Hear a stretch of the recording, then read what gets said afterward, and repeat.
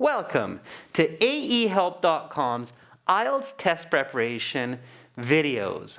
You will now see a candidate from Tunisia score an amazing Band 9 with a medical mask on. The IELTS speaking interview is done in face masks during the COVID pandemic. After the interview, I will explain strategies and tips to follow so that you can get those high band scores even wearing an uncomfortable face mask. Again, for this lesson, we have partnered with Cambly, a world-class app that lets you connect with a professional native English-speaking tutor anywhere, anytime, 24 hours a day, 7 days a week. Cambly has been generous enough to give this discount code to save 10%. This also means that you will get 4 months for free when you join for a 12-month plan. Students who sign up for a 3 or 12-month plan can get a refund for any classes that they do not use. Cambly is the right place to start to improve your communication and English for the speaking interview of the IELTS exam. Now watch and learn. Welcome to the speaking section of the IELTS exam. My name is Adrian. I will be your examiner for this part of the test, and I'm going to record this for marking purposes. May I see your identification? Yes, this is my passport that I used to register. Please take a look. Thank you. And what is your full name? My given name is Rima Hamemi, but please call me Rima. Okay, Rima. Here is your passport back. For part 1, I will ask you a couple of questions to get to know you better and some questions on a general topic. What do you do for fun? For entertainment, I like to socialize and meet my friends. Last night I had a great conversation over dinner with my friend Hamza. Who do you like to spend your time with?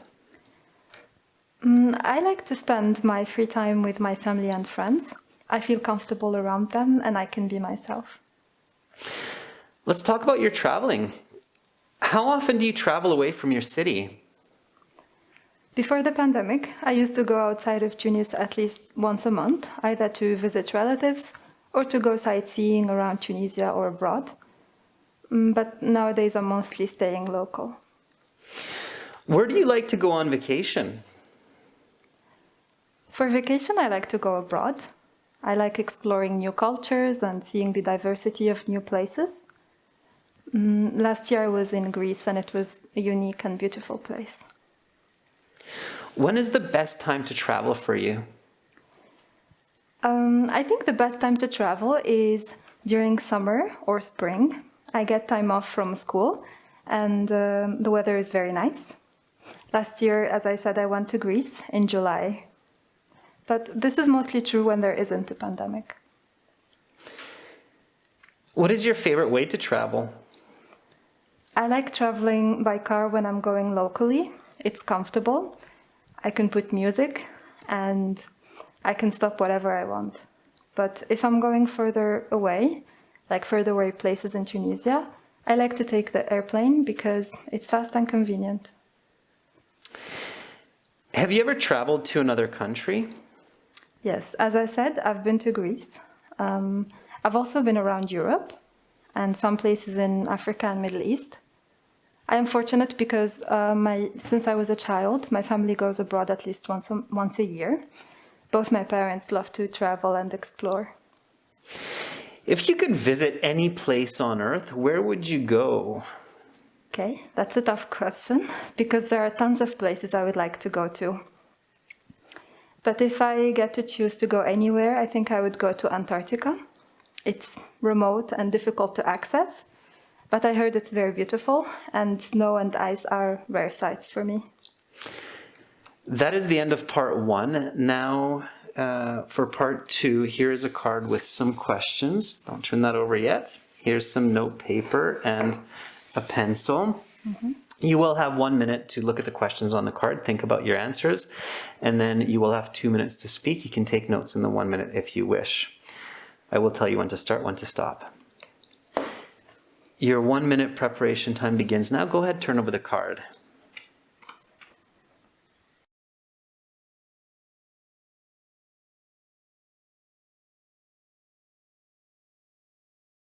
Rima, your 1 minute preparation time is up. Please begin speaking. Yes.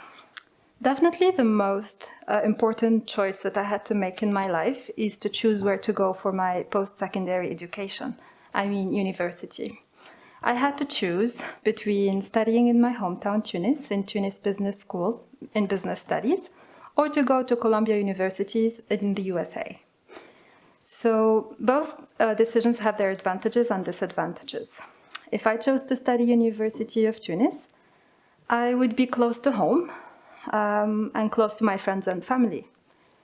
I would also, life would also be cheaper since I would not have any rent or other costs, and I would definitely be able to fit in with the school culture since I'm a local. However, if I choose to study in the US, that would mean that it would cost much more money. Plus, I would definitely have some culture shock. And I would get homesick, and I would miss my family and friends. But if I choose to study in Columbia University and do business studies and later do an MBA, that would have a huge impact on my life. Since learning Native American English while studying would arguably is a vital asset because English is the language of business. Plus, I would have new friends and new connections, and that is very valuable for me later in the future. After weighing the options, I decided to go with Columbia University. I think it is the right choice to make, but only time will tell. I'm both nervous and excited because it would have a deciding factor on my future. Okay, I'm going to stop you there. Your time is up. So please pass back the paper and the questions. Yes, thank you. The note paper and the pencil also, please pass that back. Yeah? Yeah. Thank you. And now I will ask you some more questions for part 3 related to the topic of part 2. Let's talk about life-changing situations. What are the most common planned situations when people's lives change drastically? I think that the most common situations where people's lives change is, as I said, education, career goals, and marriage. Is this common to all cultures? Yes, because whether you are in Tunisia, Brazil, France, or China, you're most likely to make these decisions, these personal decisions by yourself. Can you explain? Yes. Most school expectations and school systems are the same in every country. Teenagers are expected to go to school, go to university, graduate, and get a job, and then get married. What are unplanned circumstances that can suddenly change a person's life? There are certainly unplanned situations that people have no control over, such as the loss of a loved one, an accident, a car accident, for example, or simply winning the lottery. Are these always positive or negative? It can be both. People get surprised by good news, like expecting to have a child, but in other cases it can be negative. What is good advice for people to keep in mind if they feel that their lives have turned for the worse? I think the most important notion to remember is that life changes. There are ups and downs, and it is important to remember the good times when the going is rough. Can you elaborate, give some details on that? Yes. If someone loses a loved one, say a father, it's saddening. But it is also good to remember the good times that they shared with their father, so that he or she would live on his memory and children. Let's talk about making big decisions. Which steps are important to consider when making big decisions in order to reach the best possible outcomes? I think that researching as much as possible is a good idea, or opting for professional advice.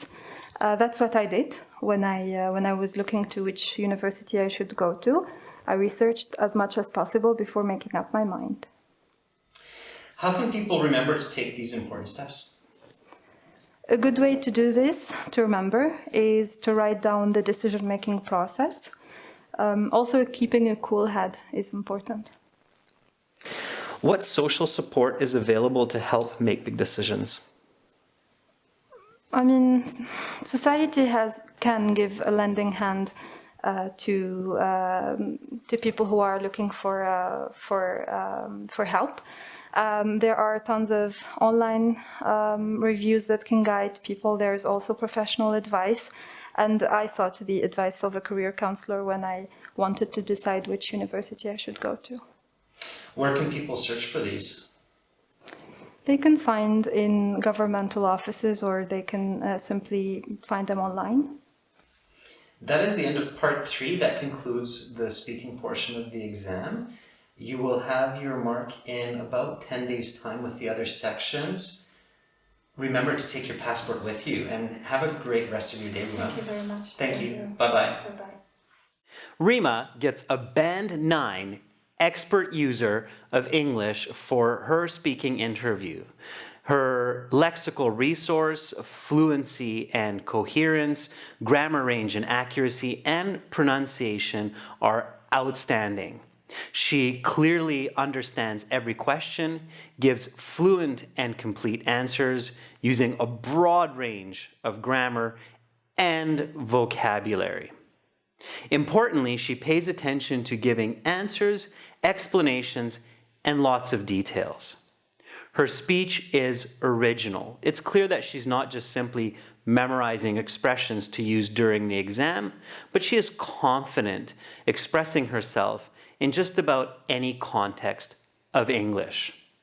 So, what are some important points to pay attention to when wearing a medical mask? As you know, medical masks are irritating, they make breathing slightly more difficult, and they muffle speech. So you have to compensate for these extra challenges. It's already difficult enough and stressful enough to sit the speaking interview without a face mask on. The face mask definitely gives an added level of challenge. Here are a few tips to follow in order to make sure that you do the best that you can and get a high band score. Tip number 1, bring your own medical mask. Invest some time to find a comfortable mask that fits you well and that you can breathe in as easily as possible. IELTS exams are expensive. So make sure to spend a few extra dollars and get a medical mask that is as good as possible for you. Look around, shop around. Tip number 2, practice the speaking interview with partners using a medical mask. It's important that you have a feeling of what it's like to communicate in this context with a mask on. You should not be experiencing a face mask for the first time when you sit the official exam. This is just asking for trouble. Tip number 3, pay extra attention to staying calm. Remember, visualize the examiner as if they're your grandmother or your grandfather. Feel really comfortable speaking to them. When you're wearing a face mask, it's much easier to become even more anxious because it's making breathing difficult. When a person is nervous and their breathing is impeded, they become even more anxious.